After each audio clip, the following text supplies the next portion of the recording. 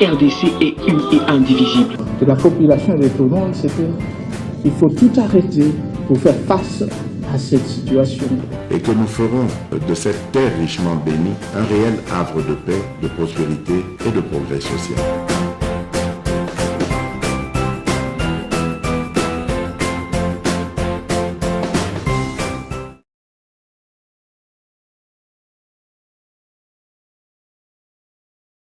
Tobandi semaine ya sika, ba défi paysa ya sika. Merci Nabino Nyon Sobozo Landa biso partout à travers le monde, vos alliés belés, vos bandaki na biso semaine passée par la grâce du Seigneur, vos silisi na biso semaine, dans la semaine ya sika et bandi jour après jour tozolia mikolona mikolongolo na nzambe pe ezotika bisote tozali vraiment kozala na bomo chaque jour. En tout cas, nous sommes très reconnaissants envers vous. Merci, Nabande Konyons, de près ou de loin. Batumalamu Oyoto Zalakana Bango, Batouana Bazali. Merci aussi Naba Méchant, le bateau Yoba Bazakamite Malukundu, Balingaka Komonate, Dengem Kabez officiers, les Anakati Yakosala Moussala Mounene Pona Bango, Pongi Ezoya na Mesute. Merci. Na bandeko wana tozali ensemble. Merci pe na batu nyonso oyo bazali na bamboka nyonso Afrique, bozana Cameroun, Nigeria. Merci na bandeko Brazzaville. Merci beaucoup, merci. Merci na bandeko bazana bamboka nyonso to pesibino. Merci. Sans vous, c'est pratiquement impossible. Toyaka chaque jour, semaine après semaine, pour nous couper ce bilan info. Parce que vous informez, bande konangai, et allez priorité na biso, peut vous informer, et allez lokomoko, et kokiko salake, makambo, et tambolandenge, et longobani. Donc, retenez que cette chaîne, nous cherchons, nous chassons l'information, nous les collectons et nous les traitons. Après, on va les diffuser juste pour na bolamo. Alors, merci. Les autres bandits, numéro Yasika, Tokobeta Lisolo, Bande Konangai, Makamboni, Nelekina Kingabwa Lobby,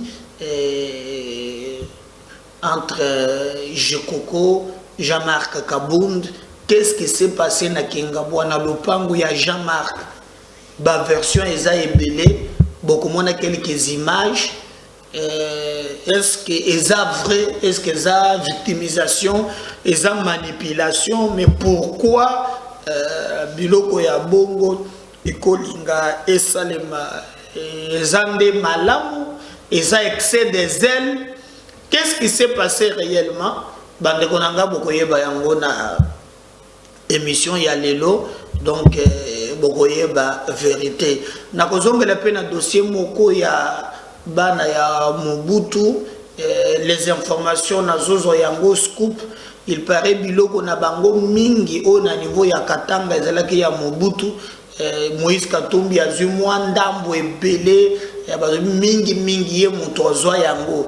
Donc, tokozongela na dossier wana tozona ba élément oyo me ba benga kibiso. Alors, est-ce que ba vérifier yango bien? Est-ce que spoliation yango ezali penza vrai eza Katumbi? Ya même une équipe oyo kitikuna pour te ba meka kotala ba biloko me ba identifier biloko balobi na Katanga. La plupart ezali ye moto azui, ce qui reste aussi à vérifier parce que jusqu'à présent nano pengango mususu ba pesa pe point de vue na bango. Marshal Koutou bomandaki maman Bobila Dawa vraiment denga s'exprima qui na Lusakweno en long et en large sur liwa ya mobali naye où ezali kondo Marshal Mobutu. Et d'ailleurs pour naye batuni yesoka koki kozonga na mboka lume akozonga ndenge nini tant que Mobutu oyo bazalaki naye kuna atikali kuna. Et d'ailleurs c'est que l'attend ezake mobali naye ebembe bombali azasute corps naye et yabe awa en ce moment là yé pas kozonga Kinshasa. Mais je crois le président de la République a zwaka pe engagement moko ya kolobaki non na mikolo ezoya parmi ba promesse sengeli nzoto ya kondo Mobutu ezonga awa botomoni lumumba lino ezongaki alors Mobutu ezali noté Mobutu quand même balobi ke mikuwa ni yaye ezali ikuna bazongisa ye na mboka na ye et d'ailleurs moi sina ye souhait na ye ezalaki keno soki bakokunda ye na Kinshasa ekozala bien mais na nini ya soka awa tomoni Batou se déplacer, entre autres le directeur des cabinets, il y a le président de la République, Akendaki, Okutanana famille, Basololaki. D'ailleurs, il y a quelques photos, il y a illustrations. Je crois, dans la technique, qui s'est faire revivre l'image. Il y a quelques extraits, il y a famille, Dengue. Zalela ki mokolo wana mais le souhait ya maman Bobila ezali ke bazwa nzoto ya Mobutu bazongisa ye awa balongola yango na Maroc. Non, de croire que ba konzi ba yokimbela wana et que ba kozongisa nzoto ya kondo Maréchal Mobutu awa kawele ya Zaïre. Il a fait aussi makambu ya mabe. Il a fait aussi makambu ya bien, comme Ezalaka. Moi, je joue par exemple du temps de Mobutu, dictature, oui, mais en tout cas, à ce qui concerne l'unité nationale, Mobutu a tiqué la biso, Toyebaki Makambute, Yao, Moluba, Mouyaka, Boyo, et Yokubi Makaka Mikoloyo. Na une classe politique médiocre, une classe politique non classable qui s'accroche à tout, même na ba biloko oyo ezali appelé à être banni, mais bango va s'accrocher na yango ezali vraiment impossible.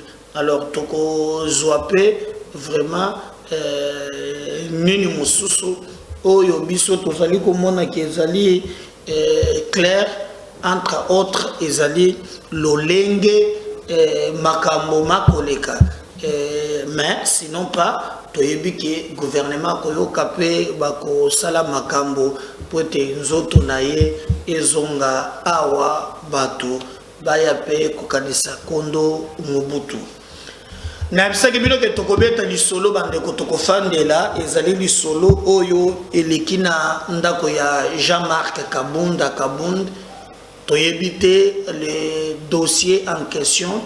Ils allaient dossier nini moto epela ki lobby ba pelisa ki même moto ba kanginzela quelques gens ba bimaki wana ba bandi koloba n'importe quoi. Qu'est-ce qui s'est passé? Jean-Marc Kabunda atonga stade na Kingabwa. Na stade ya tongi na Kingabwa, selon vice-gouverneur actuel Jekoko Mulumba, Argentine, Kiti, makambu mwa mingi koloba alobi boye version na ye.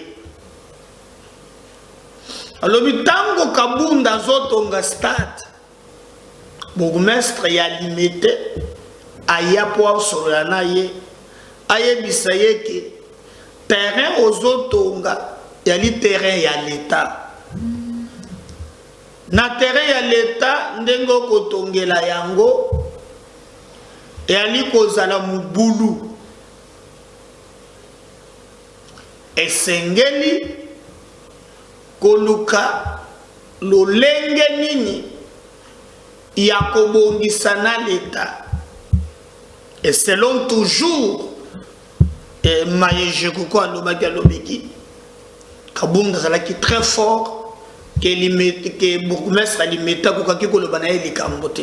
Et d'ailleurs même cette histoire là toujours boya yango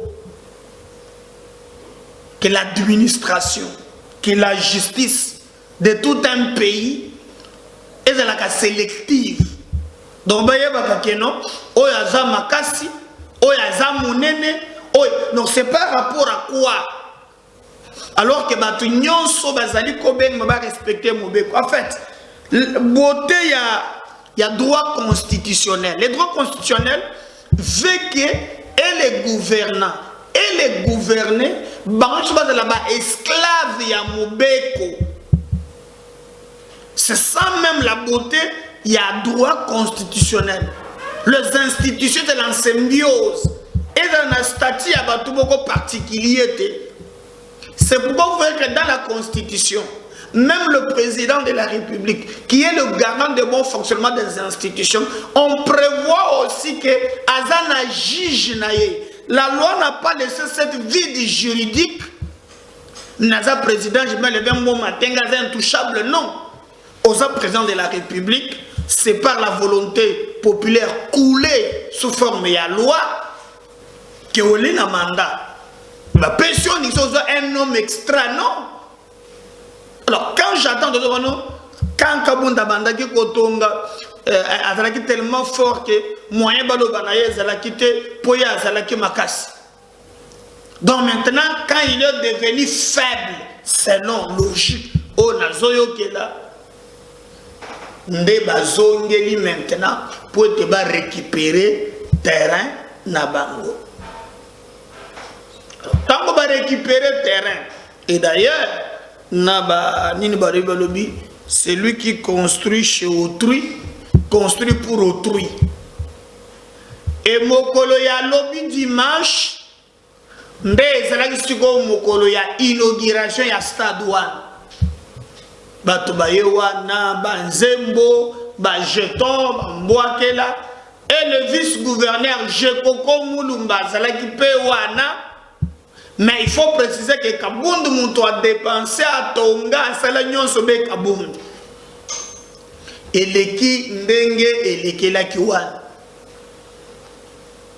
Bato Souba Zolo, Eza Batindi Bango Nandenga Likolo. Mais tango basilisi, ko inauguré yango, na ko zonga, ke bazo zonga bandaku. Batumusu ba lobi boye o Jekoko atindi batu.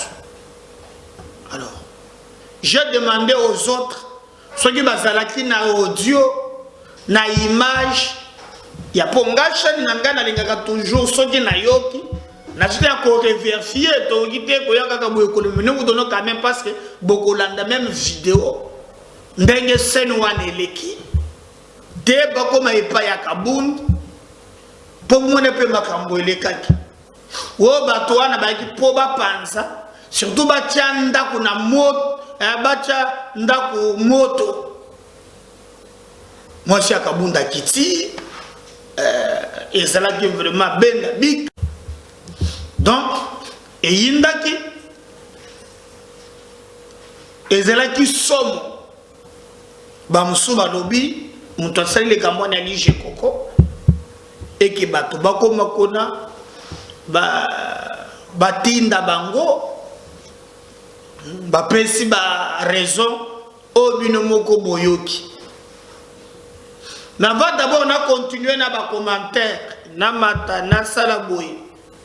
Je vais vous laisser d'abord suivre comment elekaki ndenge nini attaque et salamaki. Comment Batouana ba potanaki Mayebango balobi, et ensemble nous allons revenir avec vous pour te décortiquer na yango. Bon moi na vraiment nanazolo ba vrai topé nanazo kosa pour te continuer l'émission na biso mokola lelo. MKB officiel, c'est votre chaîne de vérité. Vous allez au cœur de l'actualité. L'info c'est nous. C'est pourquoi il faut partager, aimer, liker. Parce qu'à chaque instant que l'obligation nous l'impose, Tokozalawana, pour te toper ce bino info. Il y a passé des choses à Kingaboa. TBZ Radio T. Tobundi par tous les moyens. Tous les bino bilili oyo. Bomona koma mwasi ya kabunda tomboki. Boto la ndenge ba moto epeli. Boto la ndenge ba en colère. Eza ya kokamwa. Et nous nous posons la question. Soki likamboyo ekobandaka kozala kaboyo mikolo nyonso ou bien mokolo moko ekosilaka, surtout que la justice qui élève une nation ils allaient appeler et à trancher sur cette histoire. Jean-Marc Kabund dans la prison. Regardez ce qui s'est fait dans le lobby. On va revenir avec vous.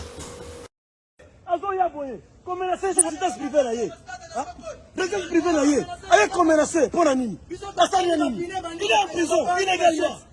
Il est en prison illégalement. On va dire ma bande machette et bande pourquoi Félix Babanzi va vite randa. Jean-Marc Assali Namboko. Babouameni Jean-Marc Amouane. Tobi Makina Phoenix, Toka na Yaki na Bondeko.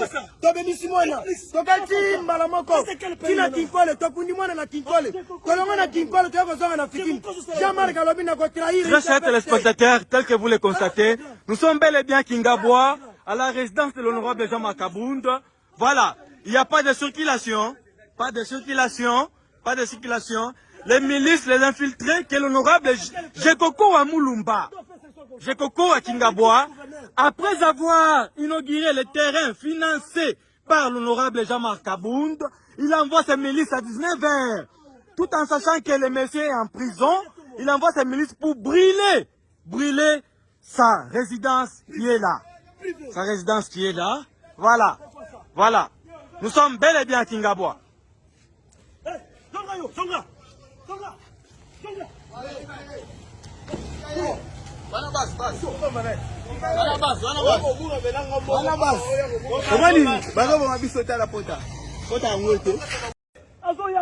Comme la résidence privée là, résidence privée là, avec comme pour la nuit. Il est en prison illégalement. Il est en prison illégalement. On va dire ma bande machette et bande pourquoi Félix Babanzi va vite randa. Jean-Marc Assali Namboko. Babouameni Jean-Marc Amouane. Tobi Makina Phoenix, Toka na Yaki na Bondeko. Tobi Misimona. Toka Ti Malamoko. Tina Kinkole, Tokundi Mwana na Kinkole. Kolongo na Kinkole, Toka Zonga na Fikini. Jean-Marc Alobi na trahir. Très chers téléspectateurs, tel que vous le constatez, nous sommes bel et bien à Kingabois, à la résidence de l'honorable Jean-Marc Kabund. Voilà, il n'y a pas de circulation, pas de circulation, pas de circulation. Les milices, les infiltrés, que l'honorable Jekoko à Moulumba, Jekoko à Kingabois, après avoir inauguré le terrain financé par l'honorable Jean-Marc Kabund, il envoie ses milices à 19h, tout en sachant que le monsieur est en prison, il envoie ses milices pour brûler sa résidence qui est là.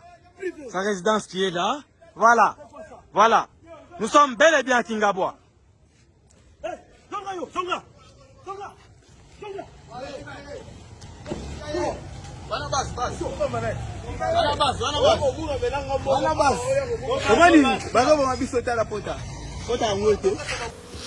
Voilà.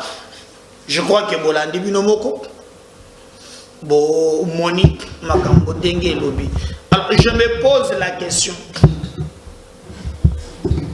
Si seulement si c'est vrai, est-ce que Ali Malam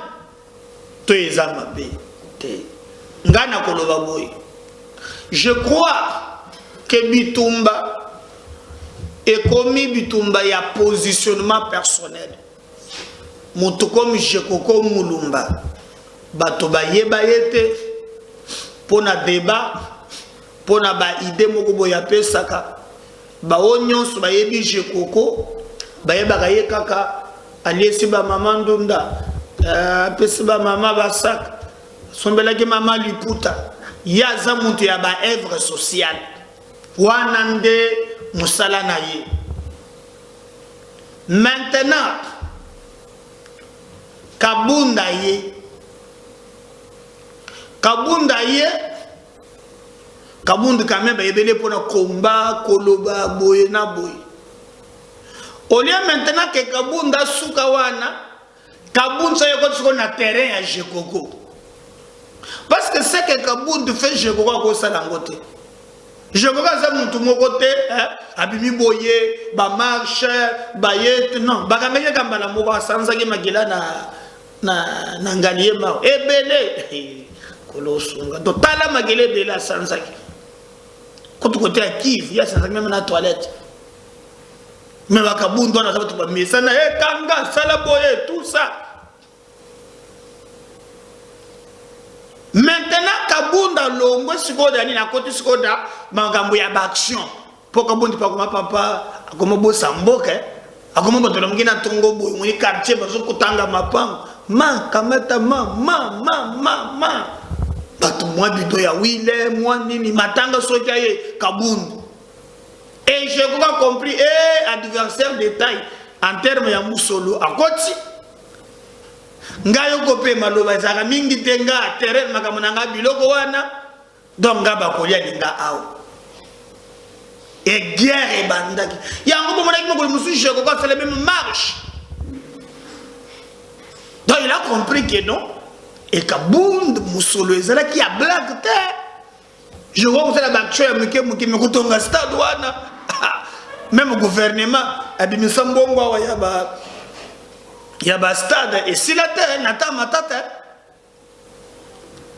batonga je crois 2 3 batonga na Barumbu na Delvaux et Siliti nyamato mususu commune mususu gezate na ebite mais Kabunda beti yango et je crois compris fuite côté na crépina donc awa donc ngai nazu conquérant. Mais nous voulons que la démocratie peuple a tranché. Au coquet cause la besoin même na Tchang et inda qui pantra au gikalo jina polu chilumbu besoin la mabele au gikalo jina polu chilumbu jana qui peut au peu simbwa boy nini o fief électorat base nangai. Mais tant que conditions de vie à Batoa n'y ko changer, ça ne sert à rien de venir dans un discours populiste. D'où au contraire, nous avons interpellé travailler dans un sens qui peut permettre à Batoba la unité, Batoba travailler pour l'intérêt du Congo et non pas pour les individus.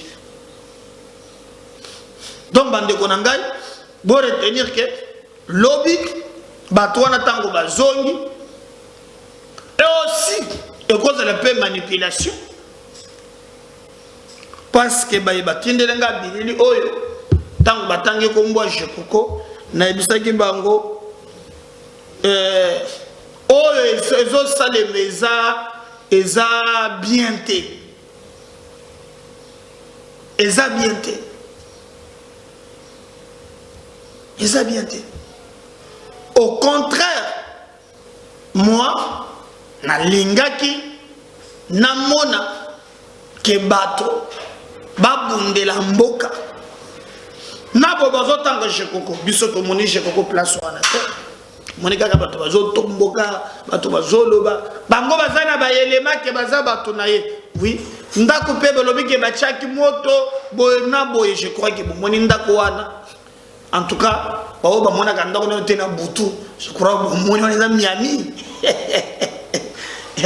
Talandenge kopela, langingire les kamousus. Wana butu ya pambe. Mais en tout cas, bache motote, o baziki sibana nandaku, boyena boye. En tout cas, je n'ai pas vu l'ikamboni wana ko salem. Je n'ai pas vu ça. Le reste, ezakande tozalaka. Bisomoko ba politicien, mais je condamne. Alors je condamne ba pratique wana seulement si eza bongo politique eza léger ya banditisme te politique et alibaje ya règlement des comptes te. S'il y a un problème dans un état de droit, il y a une juridiction appropriée pour trancher le dossier.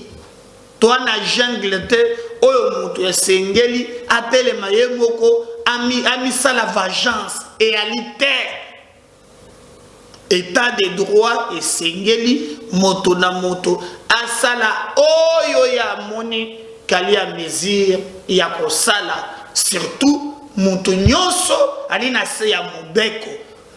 Donc, moi je condamne la violence parce que la violence appelle à la violence. On sait quand ça commence, mais on ne sait pas quand ça termine. Et toujours la leçon que j'ai tirée. L'effort d'aujourd'hui peut être le fable de demain. Kabunda Salaka Namboko, vice-président de la République, Tobola Bapine, Salaboye. Personne ne savait qu'un jour Kabunda Bakole le pana yendengewana. Même ceux qui prétendent que Baza aussi fort. Dans la prétention pour nous parler de Baza Makasi. Non, attention. Tout passe tout court, rien n'est demeure. Dans ces pays, on a connu des Kalev moutons. Ceux qui ont dit que Kalev a zobenga yo, ou bien un dossier de Kalev, Salah Diaré Sumba na Bilamba, donc au cause parce que, ok, pas Kalev. Le Kalev a qui Akima bien que le Kazakota qui n'a pas de ce la cuisine ou un débat. Mais tout le monde a gagné sous tête. Dans ces pays, on a connu des Kikaya Bini Karoubi. Dans ces pays, le Congo. L'ambassade plénipotentiaire du chef de l'État. Kikaya Kima Nanzela ba Congo na bateau na kukazomi filmer nzela acheto le likolo ba bidon koto zolo kwa muntu ebimi na kuka na yelo lokola balinga kwit abima. Dans ces pays on a connu bato lokola ba mususu na nyoyo abande ko beta mbata na Lyon na ferme John Numbi avec bataillon Simba dans ces pays. Alors il y a un mémete, azobeta boy, azobeta lion batrebi, gana za mémete. Akoma ngulu akime. Je pense à mon humble avis. Moi, je resterai toujours dans mon beko. Maye oya lobaki, avant la preuve. C'est la preuve de mon beko et salé. Mais je ne suis pas pour le règlement des comptes. Profiter d'un moment mon inga c'est ce qui est allé bongo et si je dis je parle au condition si est seulement si automoni ali vrai je condamne boutique justice et cela mosala na yango toi na momate ya ke bato mususu ba se rendre compte ou bien to mususu ba misala vengeance et kozala pesa mabe makasi et pour nous pensons que ils allaient les cambo ya kokamwa ils allaient les cambo oyo biso to allaient condamner yango na motema mobimba et koki kozala les cambo ya solote eza soni ya komona ke mboka na biso bato bazali ko kamba yango basala ke mobeko ezala ko pona bato nyonso. Donc attendons voir comment dossier wana évoluer, mais d'ailleurs il faut boyer baquet et singela qui est moko Kabunda asamba ba avocat na ye boyebi très bien que balobaki ba ko samba sous-souté tant que nanu ba respecter tes ordonnances ya o balobaki ya résidence surveillée alors que singela qui va bango balobi ekoki kozala te ke ba violer mobeko bali na obligation ya ko senga ke bango baluka moyen ndenge nini bakoki ko sala likambo ni wana mena ngambo mususu bien que bango balobi mais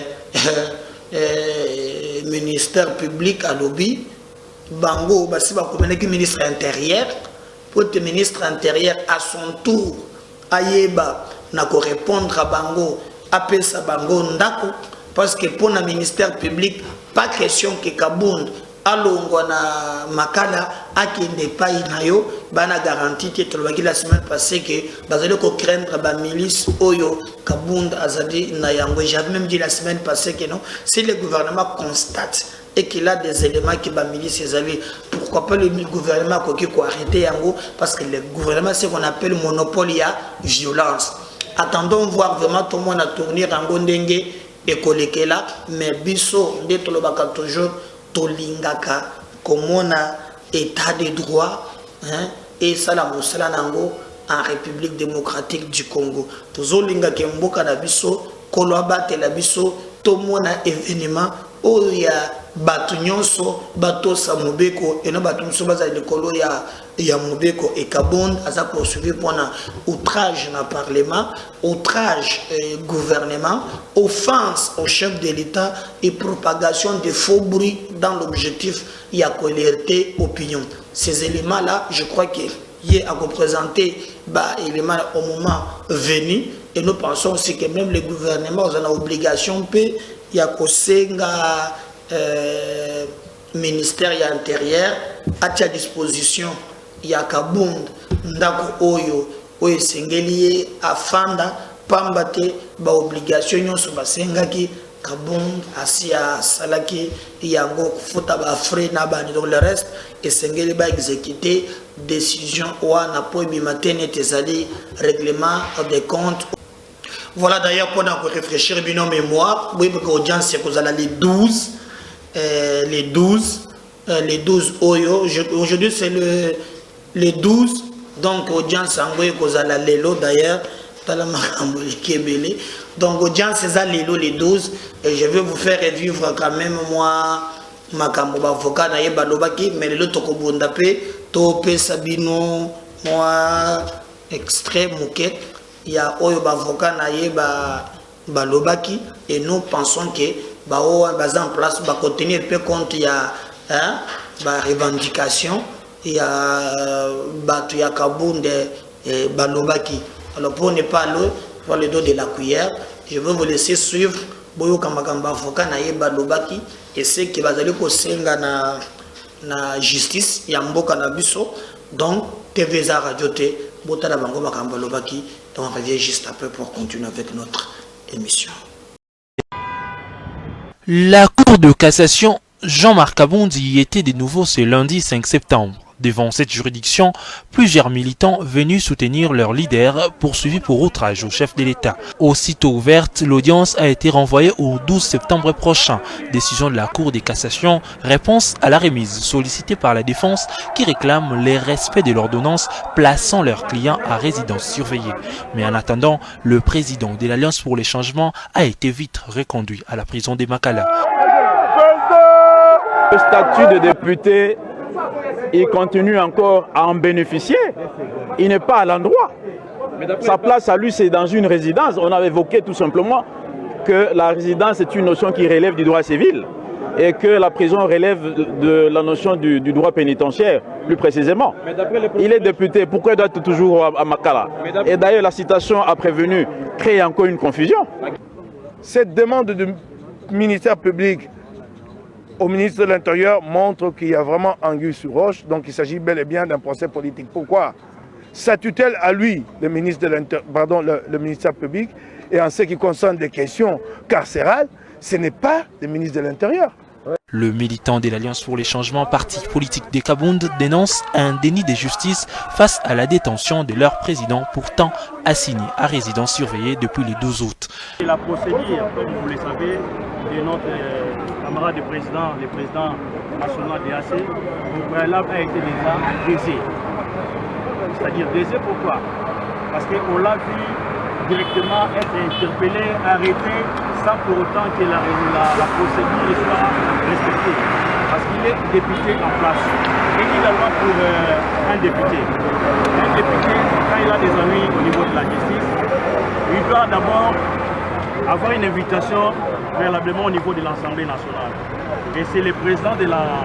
S'ils sont en vacances, il va être accompagné d'un de ses conseils et puis deux de ses collègues députés. Ce qui n'a pas été fait. L'ancien président de l'Assemblée nationale est détenu depuis le 9 août à la prison de Makala. La Cour de cassation, Jean-Marc Kabound y était de nouveau ce lundi 5 septembre. Devant cette juridiction, plusieurs militants venus soutenir leur leader poursuivis pour outrage au chef de l'État. Aussitôt ouverte, l'audience a été renvoyée au 12 septembre prochain. Décision de la Cour de cassation, réponse à la remise sollicitée par la défense qui réclame le respect de l'ordonnance plaçant leurs clients à résidence surveillée. Mais en attendant, le président de l'Alliance pour les changements a été vite reconduit à la prison de Makala. Le statut de député, il continue encore à en bénéficier. Il n'est pas à l'endroit. Sa place à lui, c'est dans une résidence. On avait évoqué tout simplement que la résidence est une notion qui relève du droit civil et que la prison relève de la notion du droit pénitentiaire, plus précisément. Il est député, pourquoi il doit être toujours à Makala? Et d'ailleurs, la citation a prévenu crée encore une confusion. Cette demande du ministère public au ministre de l'Intérieur montre qu'il y a vraiment anguille sur roche, donc il s'agit bel et bien d'un procès politique. Pourquoi? Sa tutelle à lui, le ministère public, et en ce qui concerne des questions carcérales, ce n'est pas le ministre de l'Intérieur. Le militant de l'Alliance pour les changements parti politique des Kabound dénonce un déni de justice face à la détention de leur président, pourtant assigné à résidence surveillée depuis le 12 août. La procédure, comme vous le savez, de notre camarade de président, le président national DAC, au préalable a été déjà désé. C'est-à-dire désé pourquoi? Parce qu'on l'a vu directement être interpellé, arrêté, sans pour autant que la procédure soit respectée. Parce qu'il est député en place. Également pour un député. Un député, quand il a des ennuis au niveau de la justice, il doit d'abord avoir une invitation préalablement au niveau de l'Assemblée nationale. Et c'est le président de la... S'ils sont en vacances, il va être accompagné d'un de ses conseils et puis de ses collègues députés. Ce qui n'a pas été fait. L'ancien président de l'Assemblée nationale est détenu depuis le 9 août à la prison de Makala. Voilà, je crois que Minimo Kobolandi Bango. Restez branchés, likez, commentez, à tout à l'heure, on revient au numéro Moussous. Bye.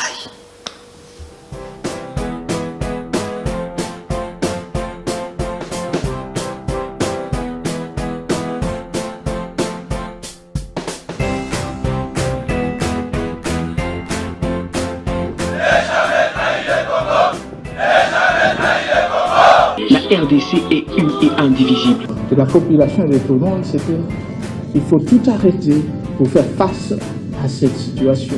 Et que nous ferons de cette terre richement bénie un réel havre de paix, de prospérité et de progrès social.